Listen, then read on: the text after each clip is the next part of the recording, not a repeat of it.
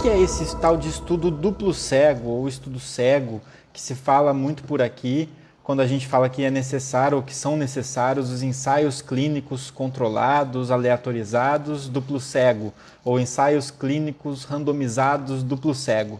A gente falou em outros IGTVs que a importância dos ensaios clínicos controlados aleatorizados, ou seja, a importância de existir um grupo controle e a importância do processo de randomização ou de aleatorização, que é o sorteio dos participantes entre os grupos.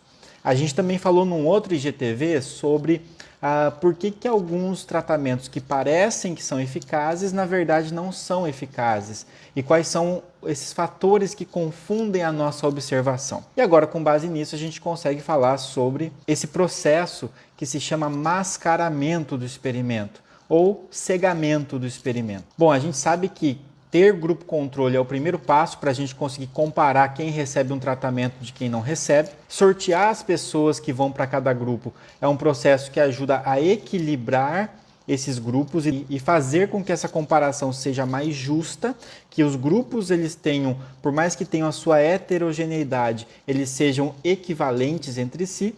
E o processo de mascaramento ou cegamento, ele vem justamente para conseguir nos ajudar a diminuir ainda mais esses fatores de confusão. Por exemplo, se nesses dois grupos, o grupo que recebe a intervenção, recebe o medicamento, e o grupo controle não recebe nada, isso vai gerar um impacto nas pessoas nesse grupo. Quem não recebeu nada vai ter o pensamento de, bom, eu não estou recebendo tratamento nenhum, então eu estou sendo deixado mais de lado do que as outras pessoas do outro grupo. E isso impacta em como essas pessoas relatam os seus sintomas, isso impacta na forma como elas interpretam o que elas estão sentindo, isso impacta na forma que o médico, que sabe que aquele paciente que não está recebendo nada, também ele vai interpretar de outra forma, pensando, esse paciente não está recebendo medicamento nenhum, então não preciso também acompanhar ele muito de perto, porque não vai acontecer nada demais com ele, né? Ou ele não vai melhorar a sua doença, então eu preciso acompanhar mais o que está acontecendo, a evolução da doença nesse paciente. Então muda muito a visão,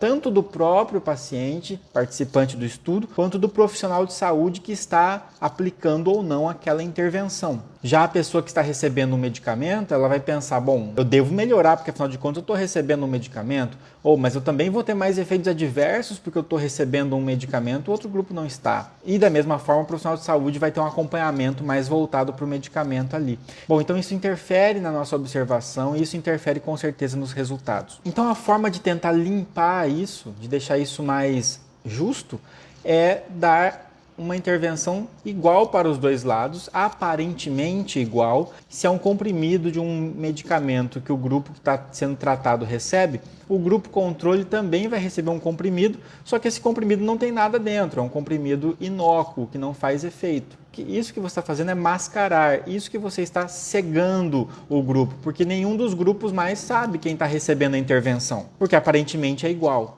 E da mesma forma, quando a gente chama de duplo cego, o que a gente está falando é que quem está aplicando, quem está dando o medicamento, prescrevendo o medicamento ou fazendo aquela intervenção, também não sabe. É o grupo A e o grupo B. Alguns profissionais são responsáveis por aplicar o comprimido A num grupo A e alguns profissionais vão dar o comprimido B para o grupo B.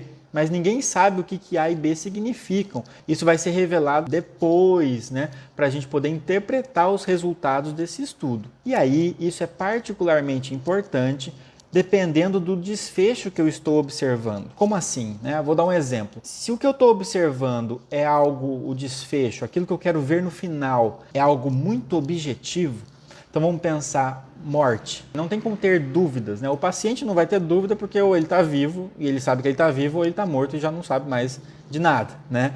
E o médico ou o profissional de saúde que está acompanhando esse paciente também não vai ter dúvida se ele está vivo ou se ele está morto. Não tem como ele falar assim, acho que está mais ou menos morto, morreu um pouquinho hoje, está um pouco mais vivo hoje. Então, assim, não tem esse tipo de subjetividade. Morreu ou não morreu. Quando esse desfecho ele é muito objetivo, ele é muito duro, que a gente fala, eu até posso relevar um pouquinho e não precisar desse mascaramento, porque por mais que o paciente saiba que ele não está tomando ou está tomando o medicamento, por mais que quem está administrando saiba que está administrando ou não está administrando o medicamento, o resultado final não deixa dúvidas, né? Não tem como o paciente falar assim, eu vou ficar mais vivo aqui para impressionar o meu médico, eu vou relatar que eu estou mais vivo aqui porque eu me senti, né, o efeito placebo me deixou mais vivo. Não tem como isso acontecer. Então, alguns estudos, como o estudo Recovery, tudo muito relevante agora na pandemia, ele é um estudo randomizado, mas ele não tem um mascaramento, por exemplo, porque ele avalia a mortalidade, é o desfecho primário dele. Agora, vamos supor que o desfecho seja avaliar melhora de sintomas pelo paciente. Então, o paciente vai relatando através de um questionário se ele está melhorando conforme passa o tempo. E esse desfecho é um desfecho muito subjetivo, né? O paciente se sentir melhor. Então, é obviamente que se ele souber que ele está tomando o medicamento, ele vai relatar que ele está melhorando. Ainda que ele não melhore muito, ele pode pensar assim, mas eu acho que eu melhorei um pouquinho. Se for pensar bem, eu acho que eu melhorei sim, né? Então, ele tenta ter um bom desempenho nesse sentido. Agora, se o paciente não recebeu, né, sabe que não recebeu o medicamento, ele vai poder ser influenciado e dizer que não está melhorando. Então, isso interfere muito no final, no resultado final. Por isso, se o desfecho é mais subjetivo, não tem como escapar do duplo cego, né? O duplo cego ele é importantíssimo. Se o desfecho é mais objetivo, eu posso tolerar a ausência do mascaramento, dependendo do caso.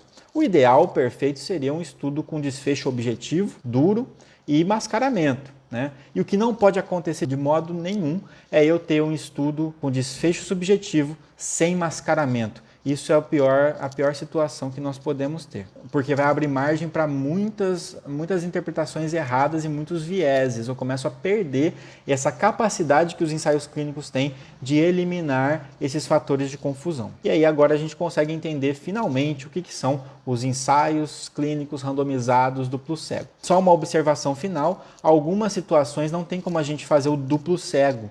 A gente vai ter que fazer só cego, né? Porque, por exemplo, vamos supor que eu estou avaliando uma intervenção psicoterápica. Então, se a psicoterapia é eficaz ou não, ou uma intervenção fisioterapêutica. Isso pode ser cego para o paciente. O paciente de um grupo recebe a psicoterapia adequada, ou o paciente de um grupo recebe a técnica de fisioterapia adequada e o outro grupo recebe uma falsa fisioterapia. Faz lá uma manipulação qualquer. Ou ele recebe uma falsa psicoterapia, não faz um tratamento que seria de fato a técnica que é utilizada na psicoterapia.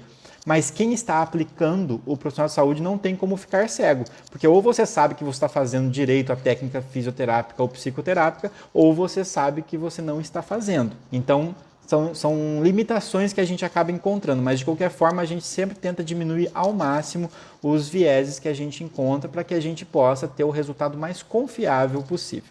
Um abraço a todos e até os próximos IGTVs.